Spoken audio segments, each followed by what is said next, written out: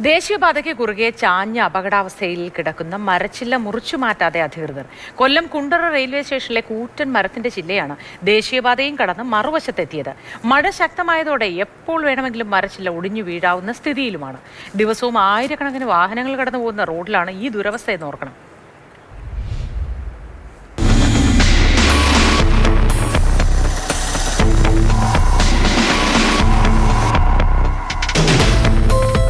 LP സ്കൂളിലെ കുട്ടികൾ ഇതുവഴി നടന്നു പോയി കഴിഞ്ഞാൽ ഈ മരംകൊമ്പ് അവരുടെ ശരീരത്തെ മുട്ടും. ഏതെങ്കിലും ഗ്രാമീണ പാതയിൽ കാണുന്നൊരു കാഴ്ചയല്ല ഇത്. ഇതൊരു ദേശീയപാതയ്ക്ക് കുറേയുള്ള കാഴ്ചയാണ്. കൊല്ലം തിരുമംഗലം ദേശീയപാത 744. അവിടെയാണ് ഈ ദുരവസ്ഥ ഉള്ളത്. ദേശീയപാതയ്ക്ക് കുറുകെ ഒരു വലിയ മരംകൊമ്പ് ചാഞ്ഞു കിടക്കുന്ന സ്ഥിതിയാണ് നമുക്ക് കാണാൻ സാധിക്കുന്നത്.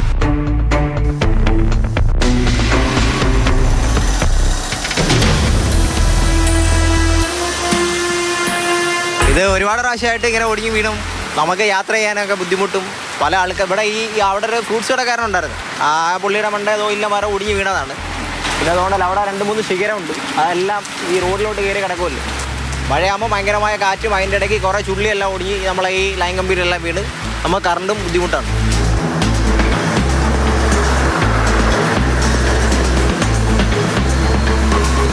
ഈ കാണുന്നതാണ് Kundara railway station. Kundara railway സ്റ്റേഷന് പച്ചപ്പ് നൽകുന്ന വലിയ മരങ്ങളുണ്ട്.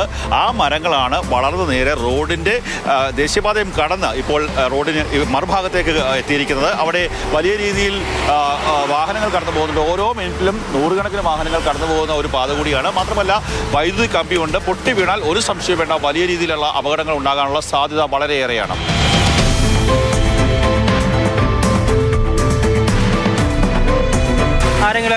ആരെങ്കിലുമൊക്കെ മരിച്ചു എടുത്തതിന് ശേഷമേ അവർ വന്ന് അതിനെ വെട്ടയിടിക്കുകയാണ്. ഒരെണ്ണം ഒടിഞ്ഞ് വീണതാണ്. ഒടിഞ്ഞ് വീണ അന്ന് അവിടെ നിന്ന് 2-3 വണ്ടിക്കാണ്ട് എന്തോ ഫ്രാക്ചർ സംഭവിച്ചായിരുന്നു. അതിനുശേഷം പിന്നെ പക്ഷേ ഇതെന്ന് പറയുന്നത് നല്ല ഹൈറ്റ് നിന്നതിൻ്റെ ഇപ്പോൾ നിങ്ങൾ കാണുമ്പോൾ തന്നെ അറിയാം. ഇത് മൊത്തം വളഞ്ഞ് തറയിൽ മുട്ടി നിൽക്കുക.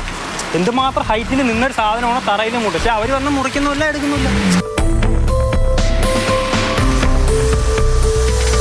നമ്മളിപ്പോൾ കണ്ട ഒരു മരം മാത്രമല്ല, എനിക്ക് പിന്നിൽ കാണുന്ന മറ്റൊരു മരം, അതിന് സമാനമായ രീതിയിൽ ഒട്ടേറെ മരങ്ങൾ അപകടകരമായ രീതിയിൽ നിൽക്കുന്ന സ്ഥിതിയാണ്. റെയിൽവേ അധികാരികളോട് ഈ മരം മുറിച്ചു മാറ്റണമെന്ന് പലകൂടി ആവശ്യപ്പെട്ടതാണ്. എന്നാൽ യാതൊരു നടപടിയും സ്വീകരിക്കാൻ അവർ തയ്യാറാകുന്നില്ല.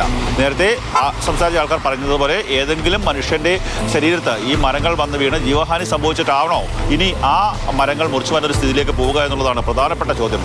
അടിയന്തരമായി ഈ വിഷയം പരിഹരിക്കാനുള്ള നടപടിയാണ് റെയിൽവേ അധികാരികൾ സ്വീകരിക്കേണ്ടത്. ക്യാമറമാൻ ഷനാസ് പരീതിനൊപ്പം കണ്ണൻ നായർ, മാതൃഭൂമി ന്യൂസ്, കൊല്ലം.